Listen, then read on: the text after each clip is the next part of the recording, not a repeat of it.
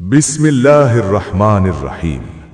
আল্লাহ তাআলা কোরআনে বলেন, লাইলাতুল কদরি খায়রুম মিন আলফি শাহর, অর্থাৎ লাইলাতুল কদরের রাত 1000 মাসের চেয়েও উত্তম।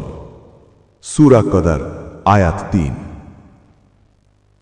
প্রিয় মুসলিম ভাই ও বোনেরা, লাইলাতুল কদরের এই মহিমান্বিত রাতে আমরা কি কি বাস্তব আমল করতে পারি? চলুন জেনে নেই কিছু গুরুত্বপূর্ণ আমল। প্রথমত, প্রতিদিন সামান্য হলেও সাদাকা করুন। রমাদানের শেষ 10 রাতে প্রতিদিন 1 টাকা হলেও দান করুন।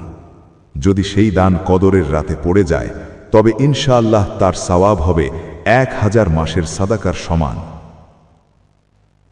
দ্বিতীয়ত, প্রতিদিন অন্তত 2 রাকাত নফল নামাজ পড়ুন। যদি সেই নামাজ লাইলাতুল কদরের রাতে পড়ে যায়, তবে ইনশাআল্লাহ তা 1000 মাসের ইবাদতের সমান সওয়াব এনে দিতে পারে। তৃতীয়ত, কোরআন তেলাওয়াত করুন।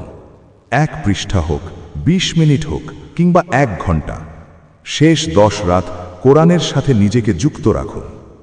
যদি সেই তেলাওয়াত কদরের রাতে হয়, তবে ইনশাআল্লাহ তা 1000 মাসের তেলাওয়াতের সমান হতে পারে। চতুর্থত, কোরআন বুঝে পড়ার চেষ্টা করুন। একটি আয়াতের অর্থ হলেও জানার চেষ্টা করুন, কারণ কোরআন নাজিলের এই রাতে কোরআন বোঝার চেষ্টা করা অত্যন্ত ফজিলতের কাজ। পঞ্চমত, আল্লাহর সাথে মন খুলে কথা বলুন। আপনার ভয়, কষ্ট, আশা, স্বপ্ন সব কিছু আল্লাহর কাছে তুলে ধরুন। আপনার দুয়া যদি কদরের রাতে কবুল হয়ে যায়, তবে আল্লাহর রহমতের দরজা আপনার জন্য খুলে যেতে পারে। ষষ্ঠত, দুয়ার একটি তালিকা তৈরি করুন। ঈমানের দৃঢ়তা, সুস্থতা, হালাল রিজিক, পরিবারের বরকত, সন্তানের হিদায়াত এবং পুরো উম্মার শান্তির জন্য দুয়া করুন। সপ্তমত, লাইলাতুল কদরের বিশেষ মাসনুন দুয়া বেশি বেশি পড়ুন।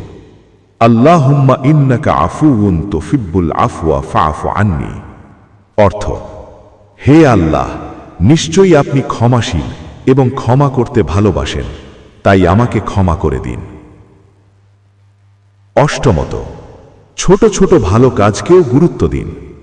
রান্নায় সাহায্য করা, বাসন ধোয়া, আত্মীয়ের খোঁজ নেওয়া, রাগ ছেড়ে দেওয়া, গীবত থেকে বিরত থাকা, নিয়ত ঠিক থাকলে এগুলোও ইবাদত হয়ে যায়। এবার একটি গুরুত্বপূর্ণ বিষয় মনে রাখুন।